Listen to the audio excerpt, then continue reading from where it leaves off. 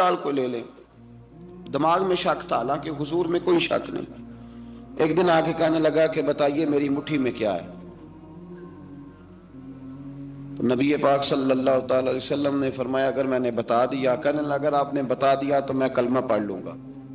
حضور نے فرمایا میں نے بتا دینا ہے پر تو نے کوئی نہیں پڑھنا، میں بتا دینا ہے. کہ بتائیے. تو حضور نے فرمایا چل سودا کر لیتے ہیں، اگر جو تیری مٹھی میں ہے وہی بتا دے پھر تیرا کیا خیال ہے. تو نبی پاک صلی اللہ تعالی علیہ وسلم نے کہا کیا بھئی ابو جہل کی مٹھی میں؟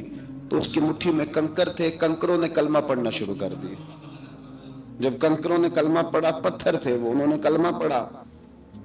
ابو جہل نے وہ کنکر زمین پہ پھینکے، کہنے لگا اوہو تیرا جادو تو پتھروں پہاڑوں پہ بھی چلتا ہے. اب جملہ کہنے لگا ہوں سمجھ لینا. ابو جہل گوشت کا آدمی تھا، کنکر پتھر تھے، پتھر کلمہ پڑھ گئے. گوشت پوشت کا آدمی تھا پر کلمہ، کیونکہ یہاں کیا تھا؟ شک. اس نے آگے نہیں بڑھنے دی. گوشت پوشت کا شخص ہو کے پتھروں سے آگے نکل نبی پاک صلی اللہ علیہ وسلم کی خدمت میں آیا. بلکہ وہ جو یہودی والی روایت ہے اس کے پس منظر میں بھی بعض محدثین نے لکھا ہے، اس کو بھی اسی نے بھیجا. کہنے لگا جاؤ نبی پاک سے جا کے کہو اگر وہ درخت آپ کا کلمہ پڑھے تو میں بھی پڑھ لوں گا. درخت، اب درخت ہوتے تو جاندار ہیں پر کلمے تو کوئی نہیں نہ پڑھتے. درخت سے بھی تو انسانوں سے کلمہ پڑھنے کی بات، اگر درخت پڑھے تو میں پڑھ لوں گا. نبی پاک صلی اللہ علیہ وسلم دور بیٹھے تھے، درخت دور تھا. اور امام سیوطی علیہ رحمہ نے لکھا ہے درخت بھی کیکر کا تھا. نبی پاک صلی اللہ علیہ وسلم نے فرمایا اس یہودی سے کہ تو جا کے درخت کو کہہ کہ تجھے نبی پاک بلاتے ہیں. فرمایا میں گیا تو پھر تم نے کہنا جادو کر کے بلایا ہے. احتیاط بھی کی، ہر چیز آنکھوں کے سامنے رکھی. تو جا کے کہہ کہ تجھے بلاتے ہیں. وہ بندہ گیا، جا کے کہنے لگا، اور امام سیوطی نے اس کو لکھا ہے، کہنے لگے اس نے نبی پاک کا نام بھی نہیں لیا، کیونکہ ابو جہل اینڈ کمپنی کو پتا تھا کہ مصطفیٰ کے نام میں بھی بڑی برکت. خالی نام بھی نہیں لیا. کہنے لگا درخت وہ جو سامنے بیٹھے ہیں نا وہ تجھے بلا رہے. نام نہیں لیا حضور کا. وہ جو سامنے بیٹھے ہیں نا، جاءت لدعوتہ الاشجار ساجدۃ. امام بوصیری کہتے ہیں درخت آیا اور سجدہ کرتا ہوا، زمین چیرتا ہوا آیا. کس طرح آیا؟ پہلے آگے جھکا، پھر پیچھے جھکا، دائیں جھکا، بائیں جھکا. یہاں بھی لکھنے والوں نے لکھا ہے کہ وہ نہ درخت اپنی جڑیں اکھیڑ رہا تھا. جب چلنا تھا نا اس نے حضور کی طرف آنا تھا تو آگے دائیں بائیں ہوا، جڑیں اکھیڑ رہا تھا. لیکن ہمارے استاد جب ہمیں یہ روایت پڑھایا کرتے تھے تو کہتے تھے جڑیں نہیں اکھیڑ رہا تھا. جب اس نے سنا مجھے نبی پاک نے بلایا تو اسے وجد ہو گیا تھا، وہ جھومنے لگ گیا تھا، جھوم رہا تھا. حضور نے مجھے بلا لیا، جاءت لدعوتہ الاشجار ساجدہ. تو درخت آیا، اس نے آ کے نبی پاک کو سجدہ کیا. لکڑی کا بنا ہوا درخت ہے. سجدہ کیا. سجدہ کرنے کے بعد درخت اٹھا اور اٹھ کے اس نے نبی پاک کا کلمہ پڑھا. وہ جس کو ابو جہل نے بھیجا تھا نا یہودی، وہ درخت کی حالت دیکھ کے کلمہ پڑھ گیا. وہ کلمہ پڑھ گیا، لیکن یہی بے ایمان کہنے لگا ہوئے ہوئے ان کا تو درختوں پہ بھی جادو چلتا ہے. لا ریب فی، شک قرآن پاک میں، لیکن اگر بندے کے دماغ میں ہو اس کا علاج ہے کوئی، ادھر ہی شک بیٹھ جائے. میں سادی مثال دیتا ہوں کہ سامنے دیوار صاف ہو لیکن گرد اگر آئینے پہ پڑی ہو. دیوار صاف کرنی چاہیے کہ اینک کا شیشہ صاف کرنا چاہیے؟ ساری زندگی لوگ دیوار صاف کرتے گزار دیتے، ساری زندگی تراش خراش کرتے گزار، اپنی مرضی کی پینٹنگ کرتے گزار دیتے ہیں، پر اپنی آنکھ کی پتلی صاف نہیں کرتے. آنکھ کی پتلی صاف نہیں کرتے. کسی نے حضرت رومی سے کہا تھا حضور دنیا میں کوئی اچھا ملتا نہیں. فرمانے لگے تھوڑا رونا شروع کر تاکہ تیری پتلیاں وضو کر لیں، وضو کر لیں. وہ انہیں پتہ چل جائے کہ کتنے صاف ستھرے لوگ دنیا میں پائے جاتے ہیں. ابو جہل پھر آ گیا، کہنے لگا اگر آپ چاند کے 2 ٹکڑے کر دیں تو میں کلمہ پڑھنے کو تیار ہوں. اچھا یہاں بھی بڑی مزے کی بات ہے. اللہ نے پہلے کہہ دیا نبی پاک کو کہ ان الذین کفروا سواء علیہم اانذرتہم ام لم تنذرہم لا یؤمنون. محبوب یہ جن کی قسمت میں کفر ہے نا، آپ انہیں ڈرائیں چاہے نہ ڈرائیں، یہ ایمان نہیں لائیں گے. कंकरों ने भी कलमा पढ़ लिया, दरख्तों ने भी पढ़ लिया, सारा कुछ हो गया, और अल्लाह ने भी कह दिया कि महबूब इस बेईमान ने कलमा नहीं पढ़ना, पर हुजूर ने फरमाया ये पढ़े ना पढ़े हमने मैदान नहीं छोड़ना। जितनी दफा आएगा ना हम इसे जरूर मौजज़ा दिखाएंगे, जितनी दफा आएगा, हम क्यों मैदान छोड़। आगे कहने लगा जी अगर चांद के 2 टुकड़े कर दे तो इक़्तरबत इस्साअतु वंशक्कल कमर। तो नबी पाक सल्लल्लाहु अलैहि वसल्लम ने उंगली का इशारा किया, चांद 2 हिस्सों में बटा। कोहे सफा एक पहाड़ी थी मक्के में, आधा टुकड़ा पहाड़ी की इस जानिब हुआ, आधा इस जानिब। यानी वजाहत की अल्लाह करीम ने कि ऐसे ना हो कि ये कह दी वो तो ऐसे बिल्कुल शक हुआ तो मिल गया, पता नहीं मेरी आंखों पे जादू हो गया, मिला है कि नहीं मिला। जब टूटा तो हदीस पाक में आता है कि आधा चांद कोहे सफा के इधर गया और आधा तो पहाड़ी थी, चांद नीचे आया, पहाड़ी के गिर्द घूमा, आगे जाके मिला। यानी वक्फा दिया गया बाकायदा देखने का, समझने। पूरी दुनिया में जितने लोग उस वक्त चांद देख रहे थे, हिंदुस्तान तक रवायतों में मिलता है कि लोगों ने गवाही दी कि हमने चांद टूटते देखा है। जमाना मान गया, लोगों की चीखें निकल गई, लोग कदमों में गिर गए। पर वो जिसके दिमाग में शक था ना, वो नहीं माना। शजर हजर पहचान गए, पर इंसान की नजरों में शक ही रहा। दुनिया में सबसे मजबूर, कमजोर, बुज़दिल, कम फहम बंदा वो है जिसके दिमाग में शक है। सबसे कम फहम आदमी, उसकी फिरासत रूहानिया जीरो है, वो एक नाकाम शख्स है। उसको किसी पे भी शक पड़ जाए, किसी पे भी। हमने देखा है जो औरत अपने मर्द पे शक करने लग जाती है, उस घर का कोई इलाज ही नहीं होता। जो शिकवा करती है रोटी का, पैसों का, वो किसी दौर में मसला उसका हल हो जाता है। जो नाफरमान होती है उसका भी मसला किसी न किसी जमाने में हल हो ही जाता है। ये जिसको शक पड़ जाता है ना, शक, उसका मसला क़यामत की सुबह तक हल नहीं होता। अगर मर्द को शक पड़ जाए उसका मसला भी कभी जिंदगी में दोबारा हल, याद रखें। ये जो शुकूक व शुबहात है ना, कुरान पूरा शुकूक व शुबहात का इजाला करता है। काफिर के सवाल का जवाब देता है, मुनाफिक के सवाल का जवाब देता है। कुरान मजीद हर एक की तसल्ली कराता है, लेकिन शुरू में बता दिया कि ला रईब फी, शक वाली गुंजाइश इसमें। लोग आज तक शक कर रहे हैं कि अल्लाह का कलाम है कि नहीं, आज तक लोग कहें। तो मेरे भाई, शुकूक वाली जिंदगी कमजोर होती है। शुकूक वाली, अक्लमंद लोगों की जिंदगी कमजोर जिंदगी है। सहाबा कराम अमल वाले लोग थे, वो बहसों में उलझे रहते तो अमल ना कर पाते। हमारे यहाँ ना बहस होती है जिस मसले का कोई ताल्लुक ही नहीं, उलझनों से निकल आए। अमल का रास्ता, बहस जो होती है ये अमल का रास्ता रोकती है। अक्लमंद ना बने, फर्मा बरदार बने। मेरे भाई, शुकूक व शुबहात वाली जो लाइफ है, लेकिन ना अंबिया किराम अलैहिस्सलाम के बारे में शुकूक व शुबहात हैं, औलिया उज़्ज़ाम के बारे में। अब एक नया शक पैदा हो गया है कि फैज़ मिलता है कि नहीं मिलता। हमने फलाने वली को देखा नहीं, सारी जिंदगी उसका नाम लिया, फैज़ मिलेगा कि नहीं। गौस पाक को देखा नहीं, सारी जिंदगी कादरी कहलाया, फैज़ मिलेगा कि नहीं। ख्वाजा अजमेर को देखा नहीं, चिश्ती कहलाए, फैज़ मिला कि नहीं। साबर पिया को देखा नहीं, साबरी कहलाए, फैज़ मिला कि नहीं। ओ खुदा के बंदे, फैज़ वो चीज़ है जो नजर नहीं आती पर महसूस सबसे ज्यादा होती है। मिले तो हजरत अवैस करनी भी नहीं थे नबी पाक से, वो भी नहीं मिले थे, मुलाकात तो उनकी भी नहीं हुई थी। क्या कहोगे, मुलाकात नहीं हुई, लेकिन फ्यूज़ो बरकत का ये आलम है कि मेरे महबूब ने फरमाया वो दुआ करेगा तो अल्लाह मेरी उम्मत की बख्शिश फरमाएगा। तो आप, हमारे सूफिया में एक सिलसिला अवैसिया है। सिलसिला अवैसिया में अक्सर मुलाकात नहीं होती, अक्सर नहीं मुलाकात होती बगैर देखे ना। आप जब किसी का नाम जपते हैं, जब किसी का नाम लेते हैं, जब उसी का जिक्र करते हैं, जब उसी के तज़किरे में रहते हैं, तो अल्लाह तबारक व तआला के ये जो कामिल लोग होते हैं ये मुतवज्जो हो जाते हैं, उनकी तवज्जो होती है। और खुद सरकार ने फरमाया, दो आपस में मोहब्बत करने वाले, एक मशरिक में एक मगरिब में, क़यामत के दिन अल्लाह दोनों को जन्नत में इकट्ठा फरमा देगा। ये क्या बात हुई कि हर बात में शक करना कि जी वो फलाने से मुलाकात ही नहीं हुई। तो किस तरह भाई, मुलाकात एक अलग चीज का नाम है, मुलाकात एक अलग शय का नाम है, और फयूज़ो बरकत एक اللہ سے ملاقات ہوئی ہے؟ رزق دیتا ہے کہ نہیں؟ زندگی دیتا ہے، ساری چیزیں دیتا ہے، تو ملاقات تو کوئی نہیں کرتا۔ تو اس لیے ہر چیز کو ٹھیک ہے، وہ جو جگہ جس جگہ پہ جو بات ہے اس کو وہاں رہنا چاہیے، لیکن یہ شکوک ہیں، ان سے باہر نکلیں، ان سے باہر آئیں۔ اولیاء اللہ کا جو فیضان ہے، ان کی جو محبت ہے، ان کے جو طریق، حضرت سلیمان بن بشار رحمت اللہ علیہ بزرگ گزرے ہیں، وہ کہتے ہیں میرے پاس، میں بڑا خوبصورت تھا جوانی میں، دین کی تھوڑی سی خدمت کرتا تھا، تو ایک عورت آ گئی، اس عورت نے میرے ساتھ کچھ مجھ سے مانگا، مطالبہ کیا، تو میں نے کہا کوئی بھکارن ہے۔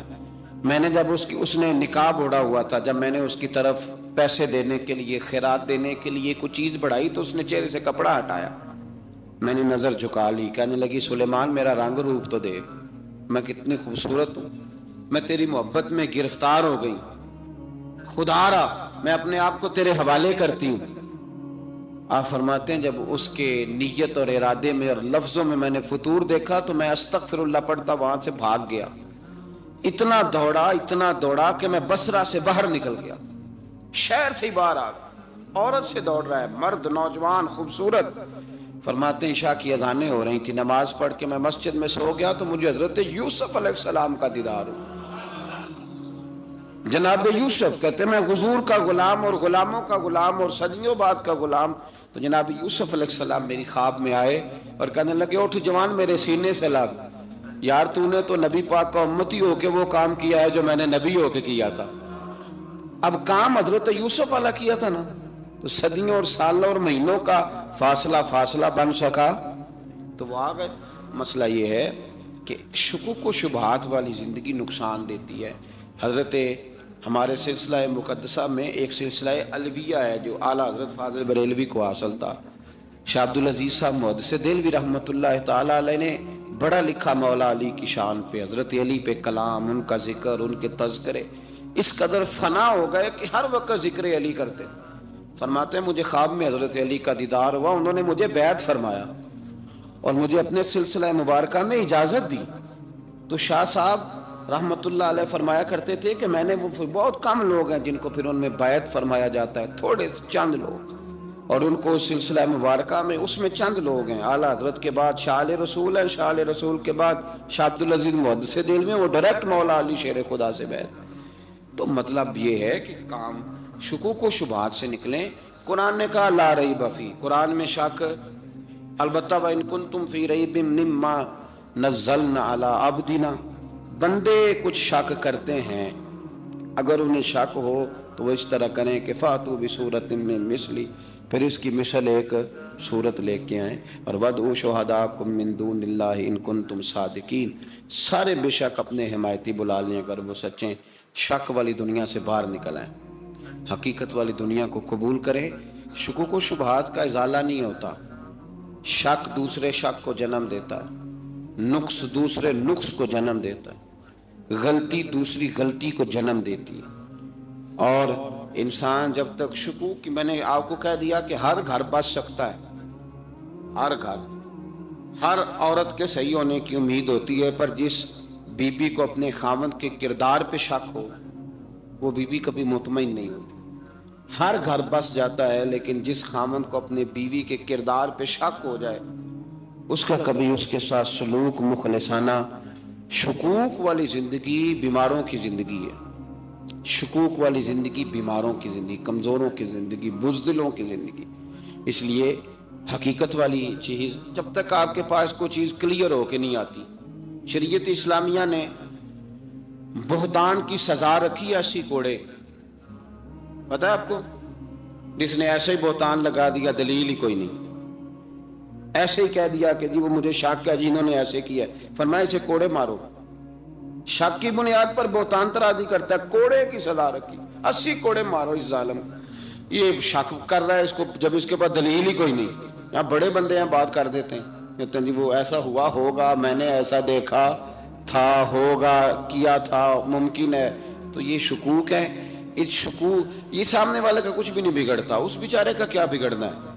یاد رکھیں، بڑی خوبصورت بات یہاں حضرت عبداللہ ابن مسعود کی، آپ فرمایا کرتے تھے جب کسی بندے پر بندے شک کرتے ہیں اور ناجائز شک کرتے ہیں، اللہ اس کی عزتوں میں اضافہ فرما دیتا ہے۔ اللہ اسے شانیں عطا کرتا ہے اپنی زندگی کو بیماریوں سے نکالنے. یہ روحانی بیماری ہے شک، اس سے باہر آنا.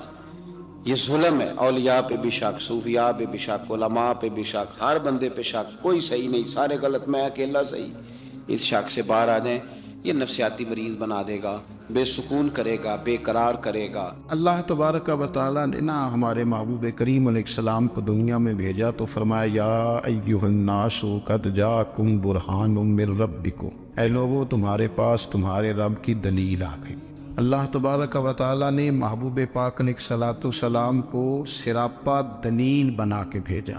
باقی انبیاء کرام علیہم السلام کے پاس بھی اپنی نبوت کے دلائل کے طور پر بے شمار معجزات تھے، اور حضور کریم علیہ السلام کے تو پورے وجود کو ہی اللہ نے معجزہ بنایا. اور نبی پاک صلی اللہ تعالیٰ علیہ وآلہ وسلم کی نبوت کی دلیلیں، حضور کے رسالت کے مستحکم دلائل جگہ جگہ آپ کو ملیں گے. سب سے پہلی چیز تو یہ سمجھنے والی ہے کہ نبی پاک علیہ السلام نے جس چیز کو سب سے پہلے اپنی نبوت کی دلیل کے طور پر بیان فرمایا وہ حضور کا کردار ہے، سیرت ہے، عمل ہے، حضور کا لوگوں کے ساتھ رویہ ہے. نبی پاک علیہ السلام کی تبلیغ کے 3 دور ہیں.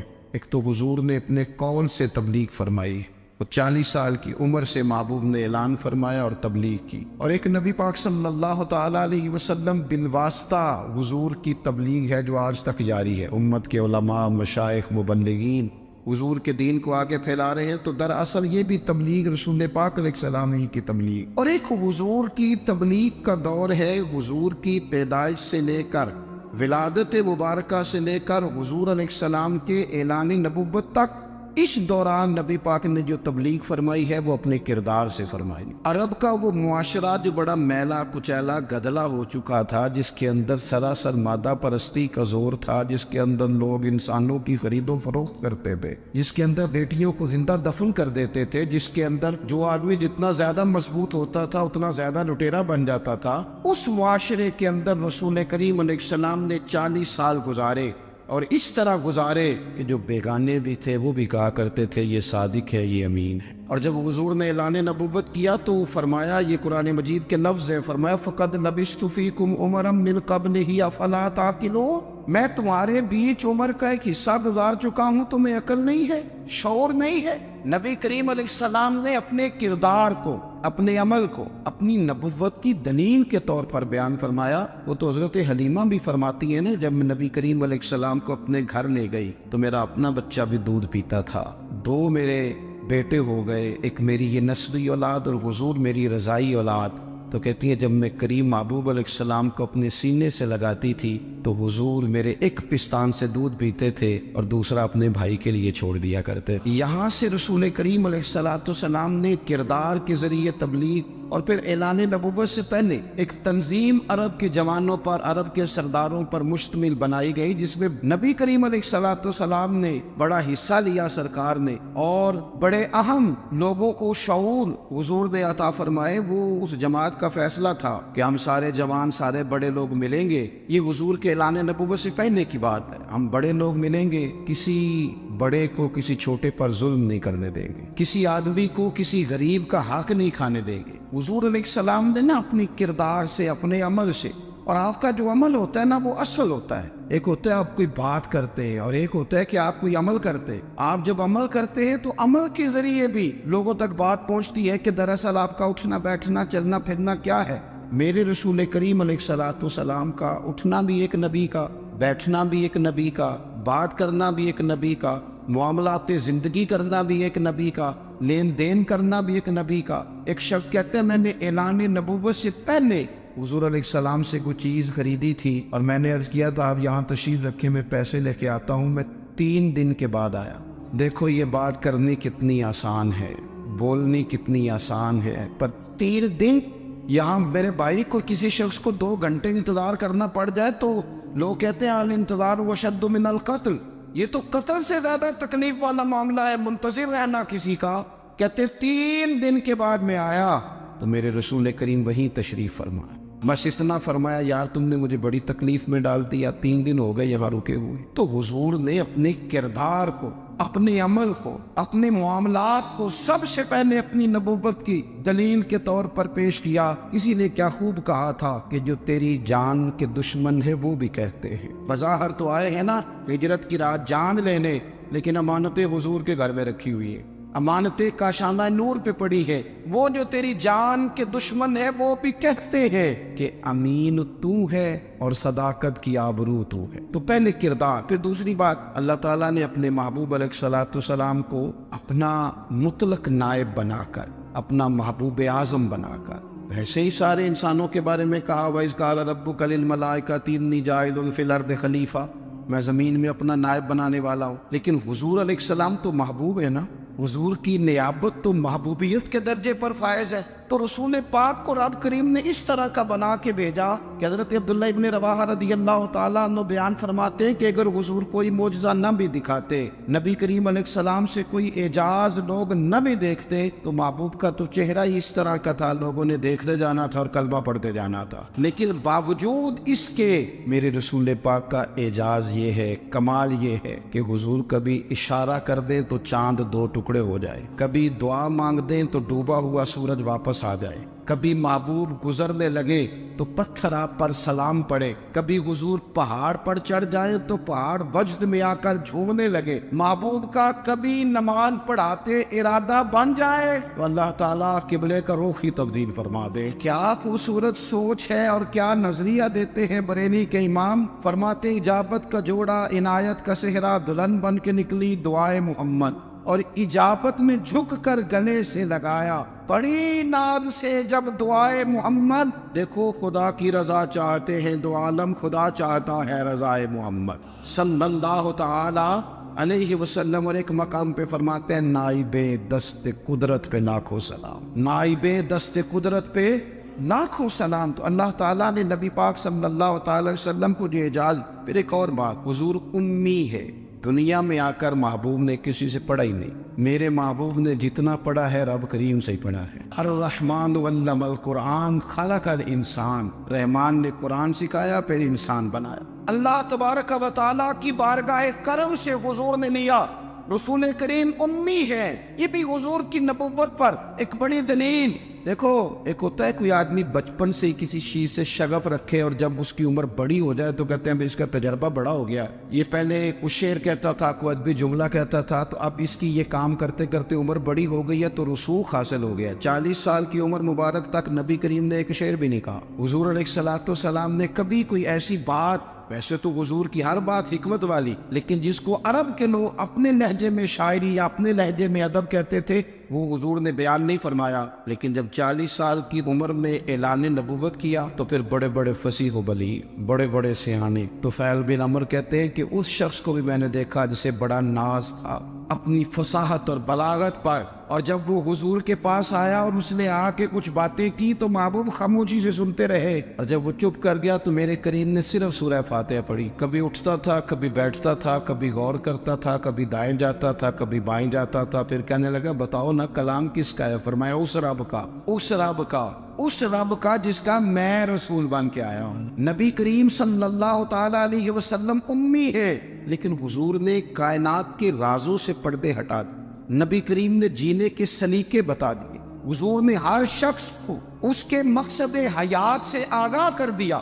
نبی کریم علیہ السلام نے وہ فلسفہ حیات بیان کیا کہ لوگوں کو صرف جینے میں مزہ نہیں آیا، مرنے میں بھی مزہ آنے لگا، لوگ آگے بڑھ بڑھ کے جانیں پیش کرنے لگے، اپنی اولادیں قربان کر، جو فلسفیوں سے کھل نہ سکا اور نکتہ بروں سے حل نہ ہوا، وہ راز ایک طیبہ والے نے بتلا دیا چند اشاروں میں۔ محبوب کریم امی ہیں، لیکن حضور نے اس طرح دنیا کو سکھایا، اس طرح دنیا کو پڑھایا، اس طرح حضور نے علم کے چراغ اور دیپ روشن کیے کہ قیامت تک جسے روشنی ملے گی نا، اسے صرف دروازہ مصطفیٰ سے ملے گی، اسے رسول کریم علیہ السلام کے سارے دولت سے ملے. کچھ لوگوں نے کہا کہ اپنے پاس سے آیات بنا کے لاتے. اپنے گھر میں بیٹھ کے دعوے کر لینا تو کوئی مشکل کام نہیں نا ہوتا, سارے لوگ ہی کر لیتے. بلکہ وہ ہمارے ایک بزرگ کہا کرتے تھے, خیالی پلاؤ پکائیے کہ وہ کدے بھی کاٹ نہ پائیے. کیونکہ کون سا پیسوں کا ڈالنا ہے, وہ زیادہ ڈالیں آپ اور زیادہ ڈالیں. بہت سارے لوگ ہیں آج بھی, کچھ لبرل ہیں بیچارے, کچھ دین بیزار طبقہ ہے, وہ کہتے ہیں جناب ہمیں تو جدید باتیں بتائیں, ہمیں تو نئے اسلوب کے مطابق لے کے چلے, ہمیں تو او بھائی سن, میرے نبی پاک علیہ السلام نے فرمایا میرا قرآن کبھی پرانا نہیں ہو, اسے پڑھ کے دیکھ, اس کی جدت کا حسن دیکھ, یہ تو کھلا ہوا باغ ہے. تو ایک دفعہ اس کے قریب آئے گا تو خوشبو ملے گی, دوسری دفعہ آئے گا تو اس سے زیادہ تازی ملے گی. ایک دفعہ پھل کھائے گا تو مزیدار ہوگا, دوسرا کھائے گا ہو سکتا ہے شکل ملتی جلتی ہو لیکن ذائقہ بڑا نرالا ہوگا. تو تو صحیح نا. جب کچھ لوگوں نے کہا یہ خود سے بنا کے آیات لاتے ہیں تو فرمایا وَإِن كُنتُمْ فِي رَيْبٍ مِّمَّا نَزَّلْنَا عَلَىٰ عَبْدِنَا فَأْتُوا بِسُورَةٍ, اگر تمہیں کوئی شک ہے اس میں جو ہم نے اپنے بندہ خاص میں نازل کیا ہے تو تم بھی اس جیسی ایک آیت بنا کے لاؤ. اور چلو چیلنج کھلا دے دیا, فرما وَادْعُوا شُهَدَاءَكُم مِّن دُونِ اللَّهِ, اللہ اور اللہ والوں کو چھوڑ دو. تفسیری ترجمہ عرض کر رہا ہوں, یعنی صحابہ کو چھوڑ دو, حضور کے ماننے والوں کو چھوڑ دو, باقی ساری دنیا کے کافر اکٹھے ہو جاؤ, ایک آیت بس قرآن جیسی لے کے آؤ, ایک آیت لے کے آؤ. ان کنتم صادقین, اگر تم سچے ہو. جوانوں سنو, کہا ایک آیت, اور یہ چیلنج آج تک قرآن مجید کا موجود ہے, آج تک. وَإِن كُنتُمْ فِي رَيْبٍ مِّمَّا نَزَّلْنَا عَلَىٰ عَبْدِنَا فَأْتُوا بِسُورَةٍ مِّن مِّثْلِهِ, تم قرآن کے مقابلے کی ایک صورت لے کے آؤ اور سارے حمایتی اکٹھے کر لو اپنے. ان کنتم صادقین, اگر تم سچے ہو. جواب تو ادھر سے آنا تھا نا, لیکن کائنات کے رب نے جواب بھی خود دیا, فرمایا فَإِن لَّمْ تَفْعَلُوا وَلَن تَفْعَلُوا, اگر تم نہ لا سکے, اور فرمایا تم لا سکتے بھی نہیں, نہ خنجر اٹھے گا نہ تلوار تم سے, یہ بازو میرے آزمائے ہوئے. وَلَن تَفْعَلُوا, تم لا بھی نہیں سکتے. فَاتَّقُوا النَّارَ الَّتِي وَقُودُهَا النَّاسُ وَالْحِجَارَةُ, پھر اس آگ سے ڈر جاؤ جس کا ایندھن آدمی اور پتھر ہے. اُعِدَّتْ لِلْكَافِرِينَ, بنائی کافروں کے لیے, مومنوں کے لیے تو رب نے جنت بنائی ہے. اُعِدَّتْ لِلْكَافِرِينَ, یہ دوزخ اللہ نے کن کے لیے بنائی ہے؟ اُعِدَّتْ لِلْكَافِرِينَ کہتے ہیں کافر کے لیے بنایا. تو اللہ تبارک و تعالیٰ نے میرے رسول پاک صلی اللہ تعالیٰ علیہ وسلم کو وہ کتاب عطا فرمائی, اور پھر حضور کی فصاحت و بلاغت, معرفت. دیکھو ایک ہوتا ہے گھنٹوں باتیں کرنا, ایک ہوتا ہے کئی والیم پر مشتمل, کئی جلدوں پر مشتمل کتب کا لکھنا, اور ایک ہوتا ہے کسی بندے کا ایک بات کرنا اور سامنے والے کی طبیعت کو اتنا جگا دینا کہ اگلی بات فوراً ہی اس کی سمجھ میں آ جائے. اور حضور نہ کسی کی انا کو نہیں جگاتے. ہم بعض اوقات کسی سے خطاب کرتے ہیں, بات کرتے ہیں تو سامنے والے کی انا کو جگا دیتے ہیں, ٹھیس پہنچاتے ہیں, وہ کہتا چل پھر تگڑا ہو جائے میں بھی آیا. حضور انا نہیں جگاتے تھے, میرے نبی پاک ضمیر جگاتے تھے تاکہ وہ شخص فیض حاصل کر سکے, اسے کچھ ملے. نبی کریم کا جو انداز تکلم ہے وہ اس طرح کا ہوتا تھا کہ انسان خود بخود کھل اٹھتا تھا کہ مطلب یہ بات ہونے کیا لگی ہے, مطلب حضور کیا فرمانے لگے. نبی کریم صلی اللہ تعالی علیہ وسلم, ایک دن محبوب کریم نے صحابہ کے دیے حضور کی فصاحت و بلاغت دیکھے, فرمایا محبوب نے کتنا نادان ہے وہ شخص جو اپنے ماں باپ کو گالی دے. کھلی ہو گئی لوگوں کی آنکھیں, کان کھڑے ہو گئے کہ یا رسول اللہ کون ایسا بدبخت ہے جو ماں باپ کو گالی دے گا. اب جب سوالات ذہنی سطح پر پوری طور پر ابھر گئے نا, تو اب رسول کریم نے بات سمجھائی. یہ ہے فصاحت و بلاغت, تیرے آگے ہے یوں دبے نچے. فصحا عرب کے بڑے بڑے, کوئی جان منہ میں زبان نہیں بلکہ جسم میں جان نہیں. یا رسول اللہ کون ایسا نالائق ہے جو ماں باپ کو گالی دے. اب جب ذہنی سطح یہاں تک ابھر آئی تو اب حضور نے سمجھایا, اور میں جب تم کسی کے ماں باپ کو گالی دو گے نا تو وہ بھی تو جواب میں تمہارے ماں باپ کو دے گا نا. تو فی نفس ہی یہ تم نے خود ظلم کیا ہے اپنے ماں باپ. کیوں تم نے ایسا لہجہ اختیار کیا کہ جس سے سامنے والے کی انا جاگ جائے اور تمہارے مقابلے میں آ کر کے کھڑا ہو جائے؟ کیوں تم نے اس طرح کے انداز اختیار کیے کہ جس سے سامنے والا بھی سارے پنجے کھڑے کر کے باہر نکل آیا کہ آ جاؤ پھر میں بھی میدان میں حاضر ہوں. رسول کریم کی فصاحت بلاغت دیکھیں نا, حضور 2-4 جملوں میں ساری بات سمجھا جاتے. ایک حدیث پاک اگر ہماری سمجھ میں آ جائے, ایک روایت, نبی پاک صلی اللہ تعالی علیہ وسلم نے فرمایا خوبصورت مسلمان وہ ہے جو بے مقصد باتوں کو چھوڑ دے.